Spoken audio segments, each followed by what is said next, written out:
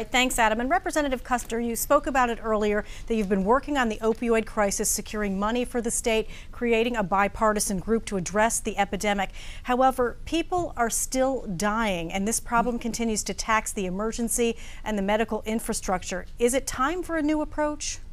Well, yes, and that approach is what just passed. So finally, we're going to get the funding that we need from the federal government, $30 million.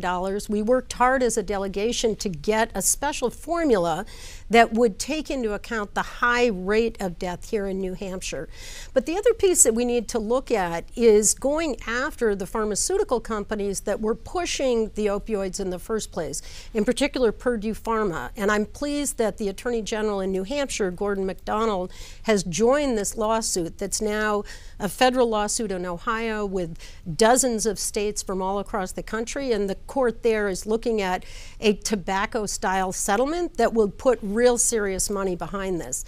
We've fallen way behind in New Hampshire in terms of beds for treatment and outpatient programs, and that's the direction we need to go, but it is going to take a while to catch up.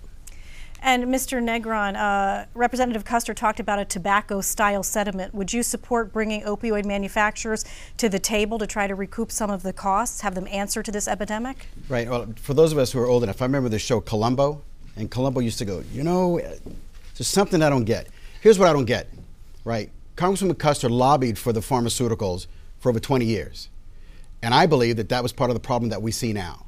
And we need to hold the pharmaceuticals accountable, right? And when I was going around just recently, as in 3 weeks, talking to the people at the round tables, talking to chiefs of police, talking to fire chiefs in Hanover, in Salem, and they're telling us, you know what, this $30 million that came in, they did not have a seat at the table.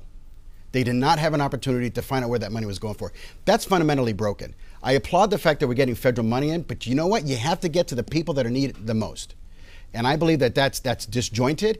And in talking to them, there is no a way to share information. So the process that the opioid is right now is broken. I believe we have to hold the farmers accountable. And if it's the tobacco issue, I believe that's fine too. But you know what? When I'm talking to the people as recently as 2 weeks ago, they feel that the approach for the opioids in this state is broken. Congresswoman Kuster, you have 30 seconds to respond.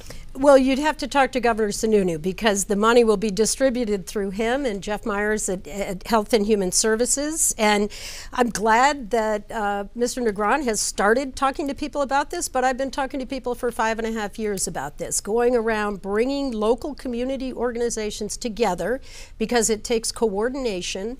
We need to build new facilities. That's what we've done. I brought federal funding for a brand new facility up in Bethlehem to make access to treatment in the North Country, to Franklin, access to treatment in the middle part of the state. And I'm happy that you had your first roundtables, but this takes a lot more work than that. Okay.